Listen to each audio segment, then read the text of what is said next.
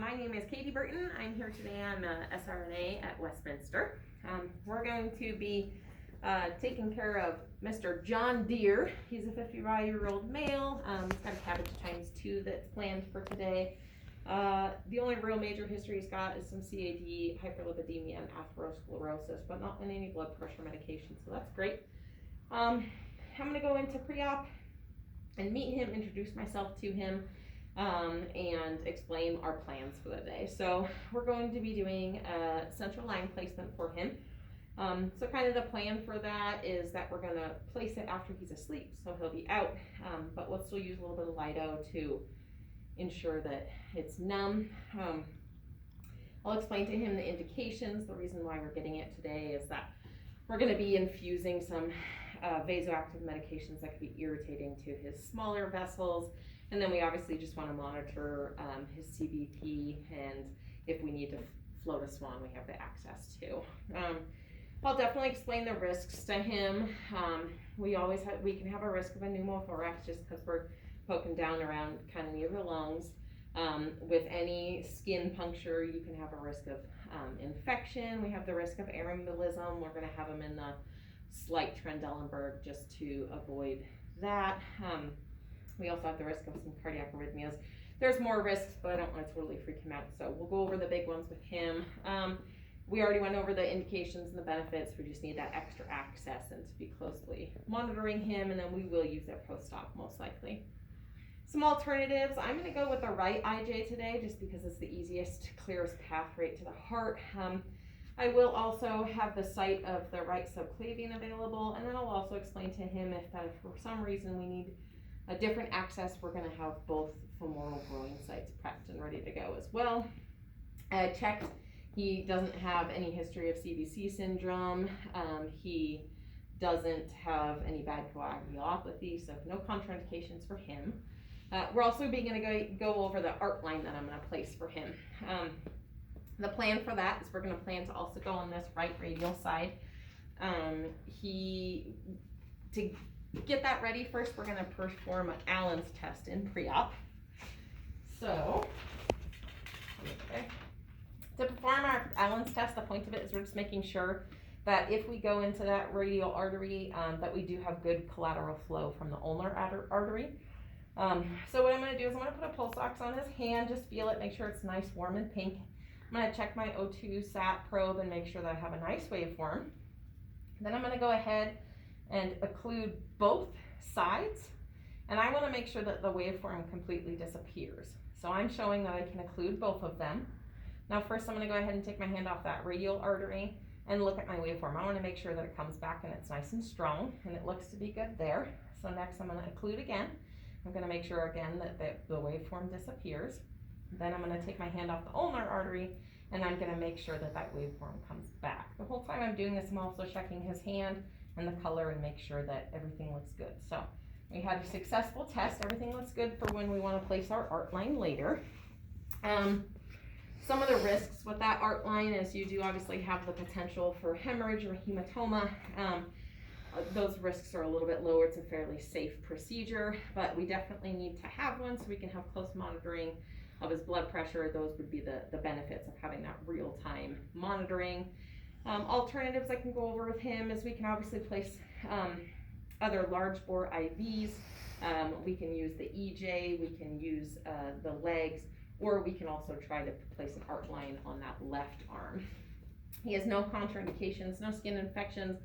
Like I said, coagulopathy is good, and our Allen's test was great, so we look good to go there. He said it sounds good, so we got him consented and then brought him back. I have my supplies all gathered. I have my proper PPE, I have my central line kit, I have my A-line kit, extra gloves, extra prep, and we're good to go. We already put him in that slight Trendelenburg position, and then he's already been intubated. He's on a propofol drip, so he's nice and asleep. So first what I'm going to do is I'm going to go ahead and identify his site. I'm going to turn his head to the left side, and I'm going to look for my sternocleidomastoid muscle. And then I'm also going to locate the clavicular head. So I'm going to feel down here. I feel that's about the head. gonna come in contact with that sternal head here as well. So these are two of my landmarks. Next is gonna be my thyroid cartilage, which is nice and big, and they're gonna form kind of a triangle here for where we're gonna go. So I'm gonna palpate for a carotid pulse, and I feel a nice strong carotid pulse.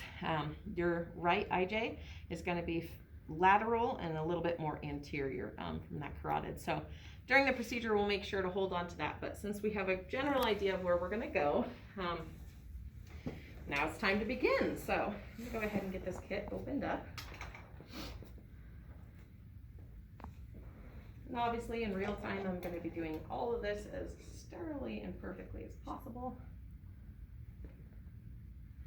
Okay, and then before I go ahead and put my gloves and gown on, I'm gonna put my sterile ChloraPrep on my area here. So we're sterile there. Now I'm gonna go ahead and get my gown and gloves on. So obviously this is a sterile gown, and I am totally putting this on as sterilely as possible. But I would also have my assistant come and tie me up so that I'm not falling apart. I'm gonna just smoosh this back here. Okay, and then I'm gonna put my sterile gloves on. Again, I'd be putting these on nice and sterilely, but for the sake of this video. Okay, so I'm gonna get my kit all ready here. Kind of separate it out.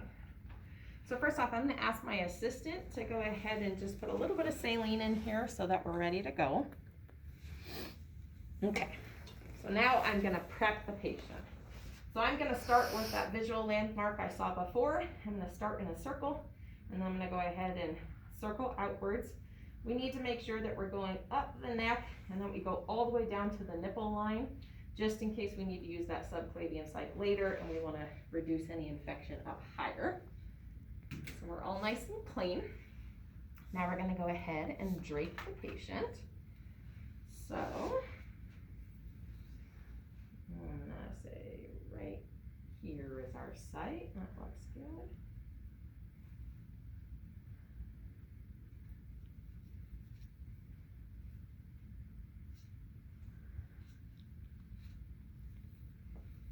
I could have my assistant come help me on this.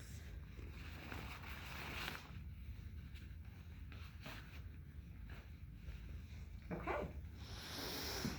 So our site's nice and clean. We're sterile here. Now I'm going to go ahead and make sure my kit is all prepped.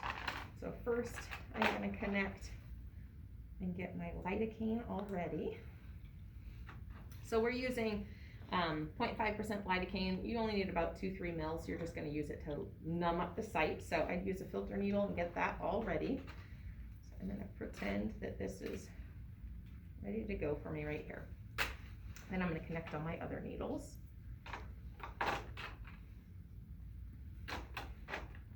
Today we're going to be using the lidocaine needle, and then our finder needle, and then our introducer needle. I'm going to take that saline my assistant helped me up with. I'm going to get it pulled up. And I'm just going to flush out our catheter. We just want to make sure that there's no air in there and that it's ready to go. Okay, and it looks good to go.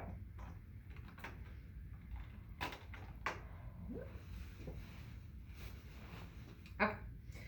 At this point, if I was using an ultrasound, I would definitely get my probe all ready to go, sterilely having my assistant help me. But for now, we're just going to manually find the right site. So let me just grab this lidocaine syringe and move this a little bit closer here, and then we're ready to go.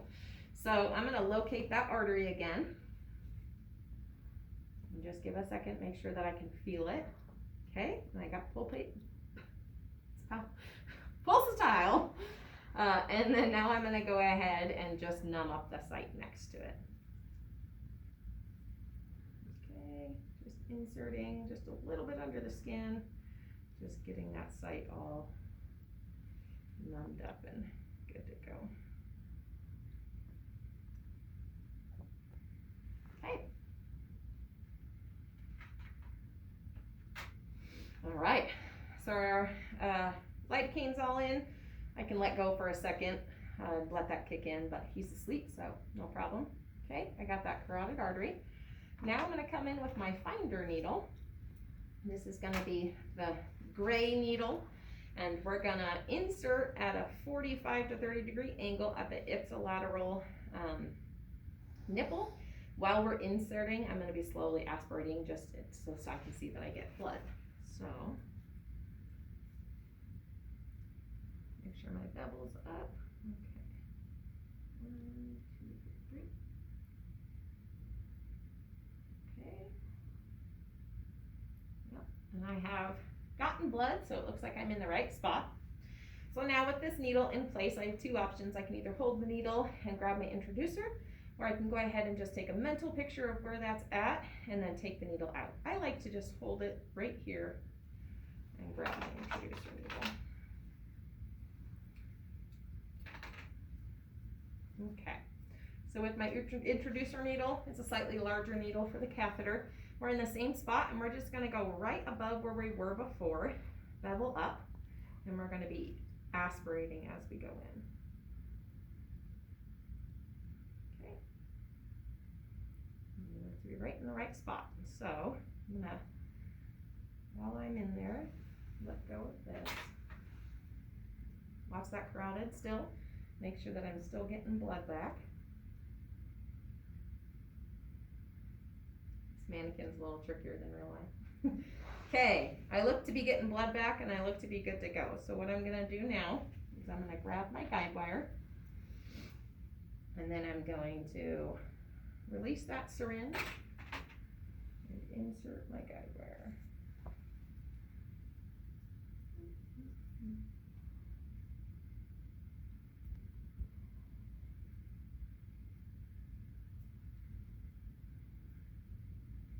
So I'm going to be inserting until about 10 centimeters.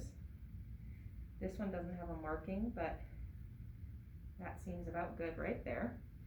So now that my guide wire is in place, I'm going to start releasing the needle. While I'm inserting that guide wire, I'll make sure to be watching the monitor, make sure that we don't have any ectopy. That's why you don't want to go any less than 10 centimeters. So we look to be good there. I'm gonna hold on to this wire the whole time, and now I'm gonna start dilating. So the point of the dilator is that, first I'm gonna go ahead and puncture my scalp with my scalpel.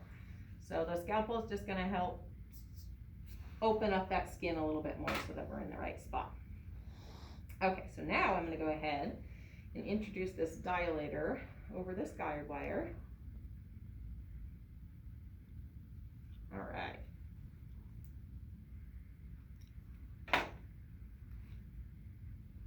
Okay.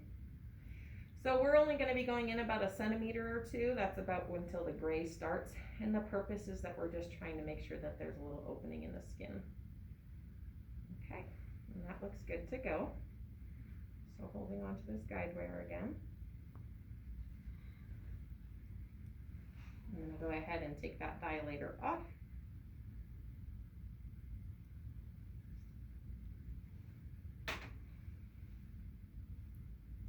We're going to advance this central line over this guide wire.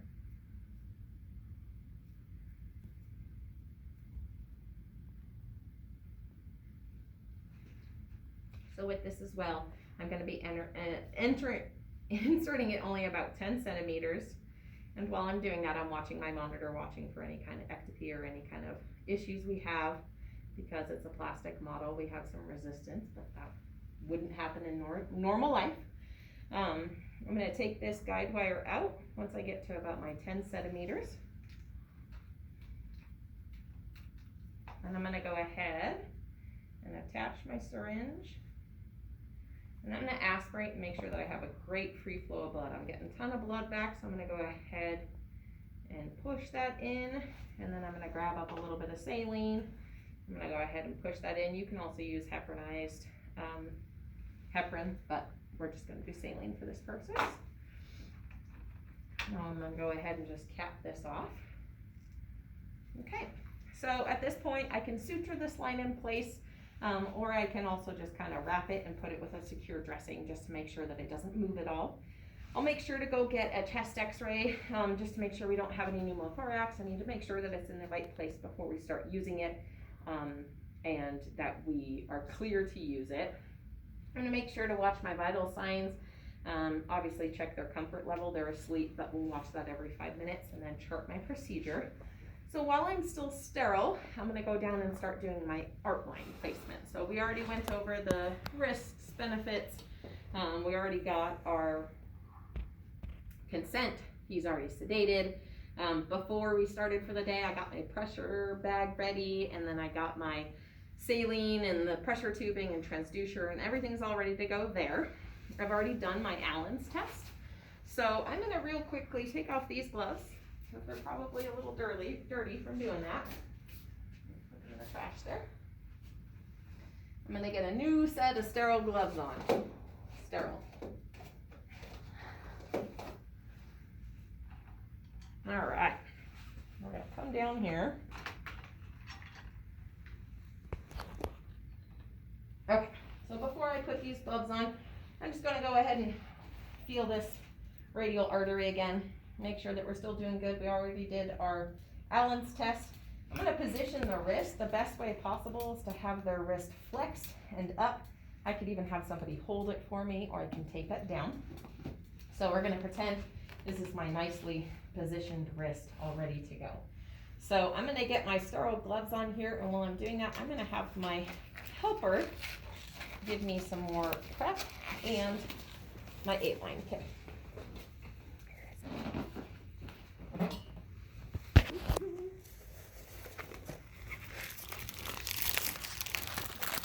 All right, I'll go ahead and start cleaning the area. Same thing, we're gonna circle outwards. If at this point I wanted to use some lidocaine, I could use some lidocaine right now. He's asleep and it's a fairly simple procedure, so I'm gonna go ahead and take my A-line kit, and I take the cap off.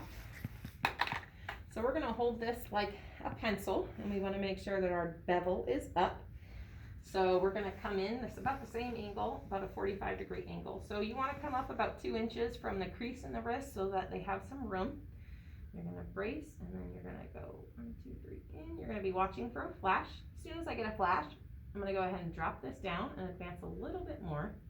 And then I'm gonna go ahead and push my guide wire in.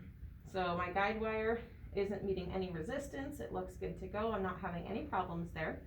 So now that my guide wire is in, I'm gonna go ahead and stabilize this and slowly start advancing that catheter.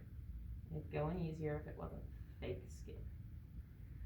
Okay, so it looks like my catheter is in place and I look to be good to go. So what I'm gonna do is real quickly occlude, pull that guide wire out. It looks to be good. Make sure that's in my dirty needles and I can account for it later. Then I'm gonna grab my tubing. I'm gonna go ahead and get this hooked up. Okay, so I'm gonna check and make sure it's hooked up to the transducer. I'm gonna check and make sure that I have a good waveform, that I have a good dichrotic notch, and everything looks to be good to go there. So now that this is good, I'm gonna get it all secured and padded, and everything will be good to go with a nice occlusive dressing. And then we can start our case whenever the surgeon's ready. Thank you so much.